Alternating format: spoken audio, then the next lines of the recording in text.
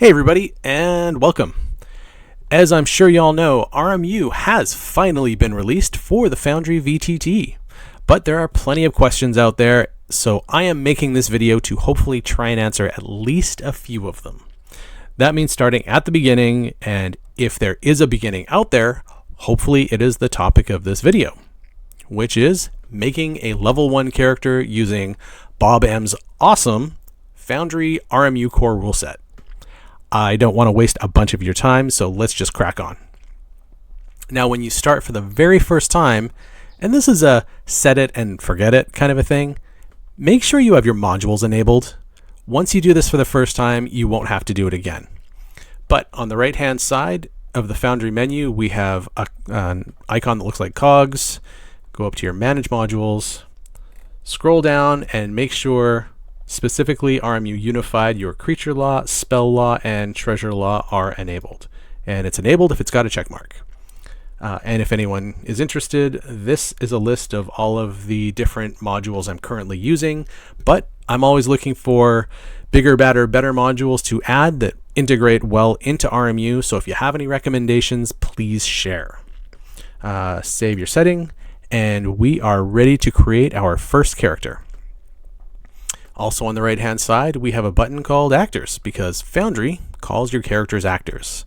And I've made a few as tests, but we want to create a brand new character. The first thing this character will need is a name, and we will cleverly name him Bob. And he could actually be a creature or a character, but we want a character. And just like that, a shiny new character appears in front of us, or at least the bones of a shiny character. In the middle, we have some basic instructions. Specifically, race, culture, and profession are all selected from the compendium and must be dragged and dropped onto the sheet. And since I always start with race, culture, and profession when I make my characters, let's go over to the compendium. Open up core law.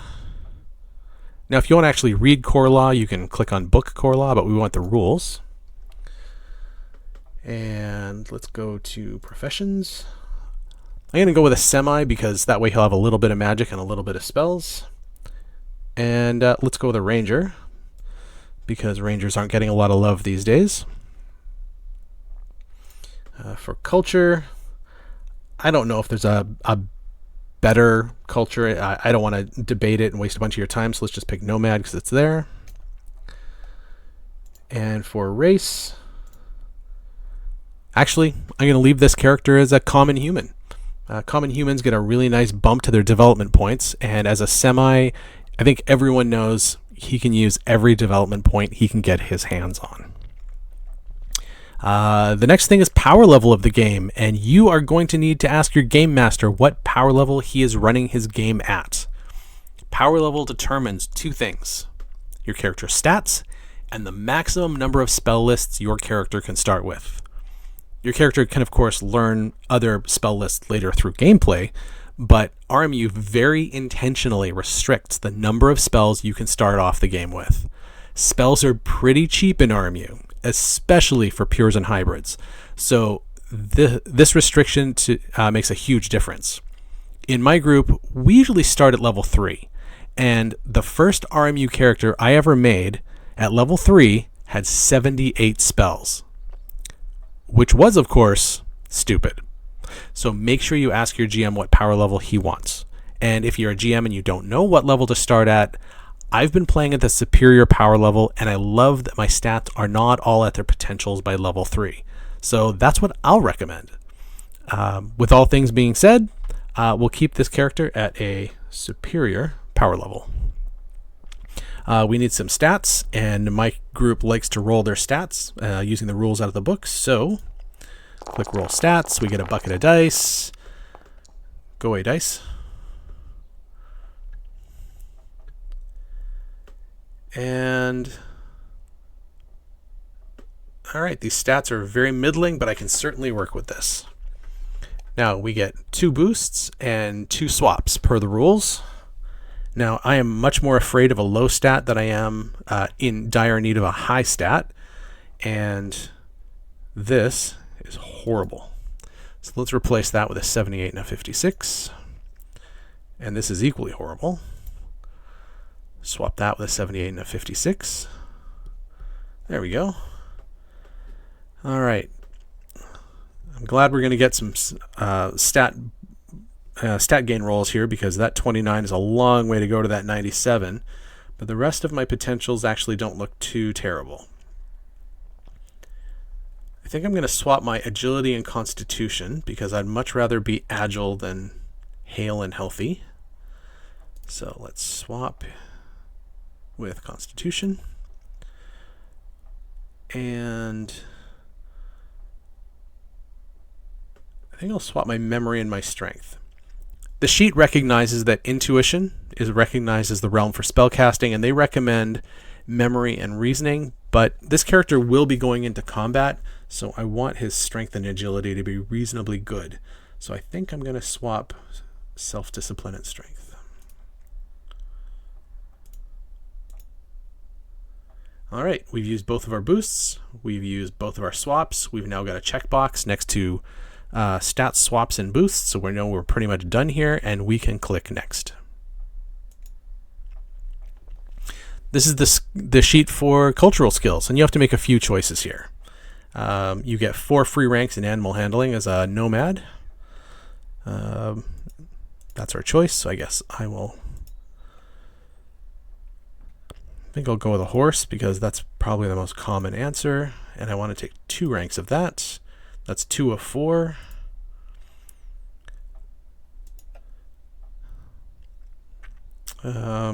Not sure where our campaign is going to take place. Might be a camel, but I think I'll actually go with a goat. Goats are tasty and everybody needs to eat. Good to know how to feed a goat. We get 3 ranks of riding. Well, let's ride a horse. A couple of ranks of that. And I don't know what the other options are. I don't think I'm going to pick a goat. I think I'll pick a camel, just in case there's camels in our area. 1 rank of unarmed. I usually go with wrestling, because they say all fights usually end up on the ground anyway.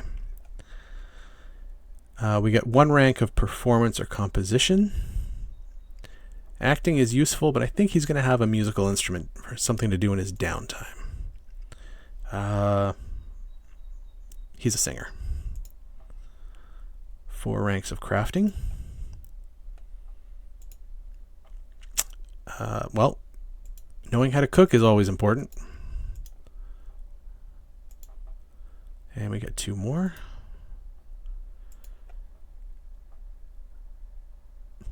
Woodcraft seems like the obvious answer. Sure, he knows how to make bows. Very cliche, but I'm all right with that. 14 ranks of languages. Now those 14 ranks are split between spoken and written. It's a lore skill, spoken. I think that our next campaign is going to take place in Emer. So I'll put down Shay as a language. Let's take 5 ranks of that.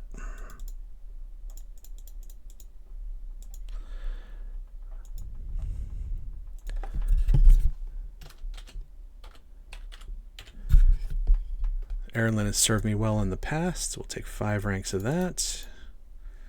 5 more ranks between spoken and written. Well, I know my GM, and he loves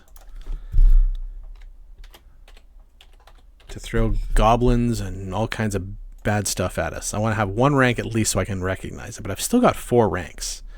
You know what? I think I'm just going to... Sure. So he can't read, but he can speak Shay, Erlen, and recognize Lugro. That's not terrible. All right, and this is getting a little bit tough to see, but down here we get lore skills. We get 4 ranks of lore skills. My GM also loves to use undead. Oh, and that's getting a little hard to read. So let's scroll down. And I have 2 more ranks of those. History, surprisingly important.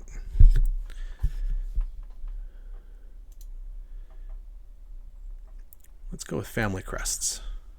Haven't decided on a background, but you can't go wrong with family crests either. Heraldry always served me well in previous versions of Rolemaster as well. All right, we've used we've 0 left of all of these different categories. Maximum of 2 ranks per skill level, by the way, so you can't pick, 4 ranks of cooking. And I think with that, we are ready to hit next. Nope, we don't have a check mark. We've missed something. Oh, I didn't pick an extra rank. There we go. All right, now we've got our check mark. Now we can move on. Professional skills. We get a total of 10, and we've used a selected 0 out of 10. Weapons is always a solid choice. Survival. Undoubtedly going to be moving around a lot. That's 8 of 10. Oh, awareness for sure. And how about tracking? All right, we've used 10 of 10. Our check mark is in, so we know we're safe to move on. Next, this is where you can pick 2 skills to get an awesome +5 bonus in. I think this is the replacement for sort of those old hobby ranks, if anybody remembers any of those. Weapons seem like a terribly obvious choice to go, but I'm going to go there because there will probably be some fighting in our campaign. And the combat allocation. What weapon skills do you want to pay?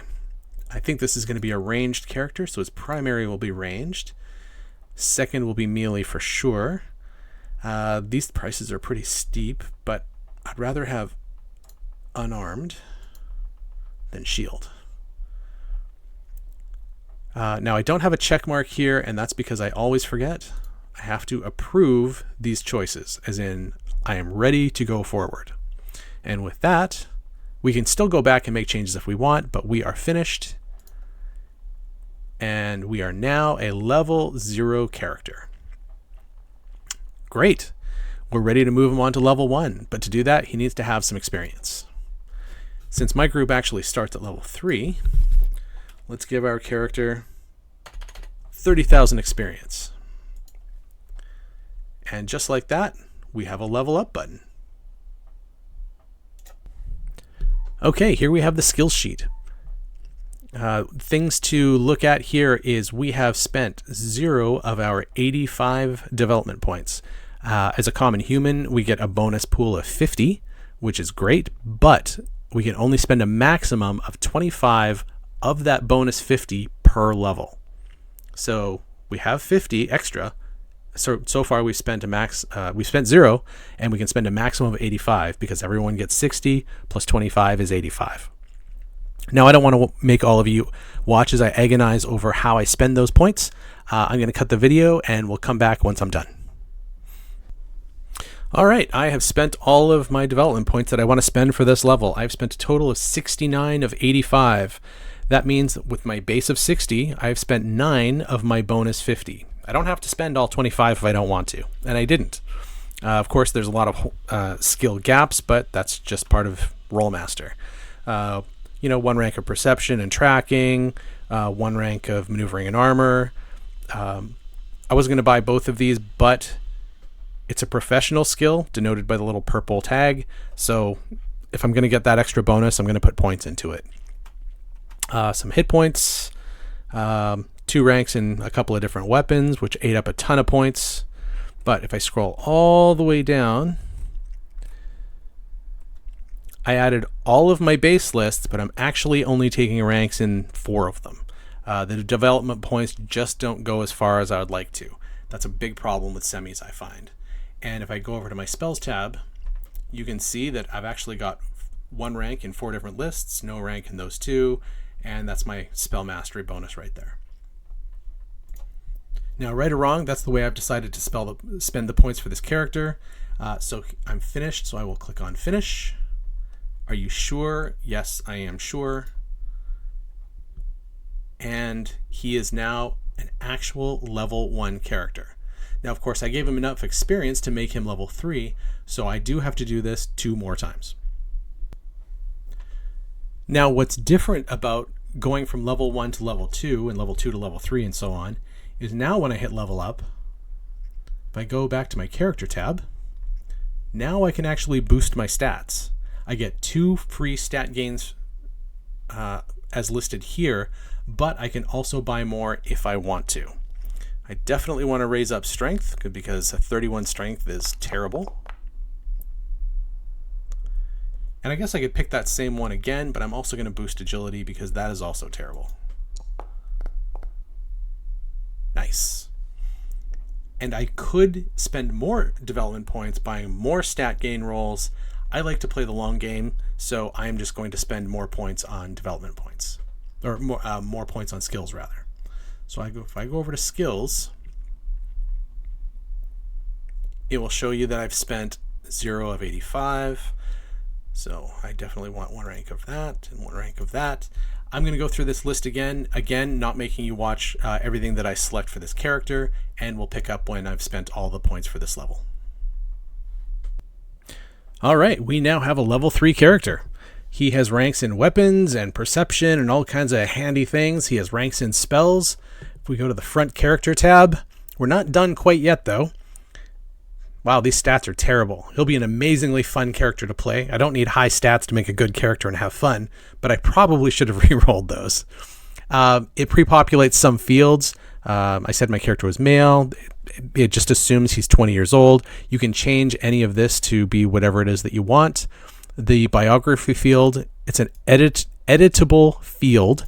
And in here, you can put in whatever notes it is that are important to you, especially for when you want to describe your character to your other players.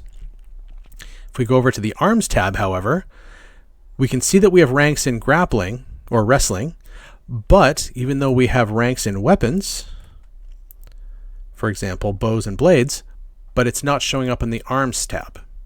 That's because we haven't equipped our character yet.